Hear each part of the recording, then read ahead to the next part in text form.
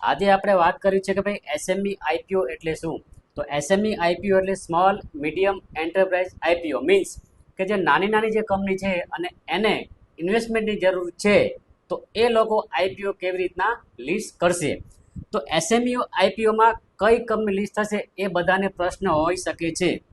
તો લિસ્ટ થવા માટે અલગ અલગ ટર્મ્સ એન્ડ કન્ડિશન હોય છે, જેમ કે મિનિમમ માર્કેટ કેપિટલ 1 કરોડ અને મેક્સિમમ કેપિટલ 20 કરોડ હોવું જરૂરી છે.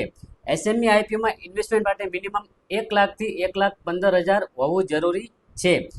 બીજો પ્રશ્ન એ થશે કે એસએમઈ આઈપીઓ લિસ્ટિંગ શેમાં થશે. તો એસએમઈ આઈપીઓ બીએસસી એસએમઈ અને એનએસસી ઇમેજમાં લિસ્ટ થશે. લિસ્ટિંગ થઈ ગયા પછી જો તમારે આઈપીઓ સેલ કરવો હોય તો જેટલી તમારે લોટ સાઇઝ હોય એ બધી જ તમારે સેલ કરવી પડશે. તો આવી સ્ટોક માર્કેટને લગતી માહિતી માટે અમારી ચેનલને અત્યારે જ ફોલો કરો. Thank you.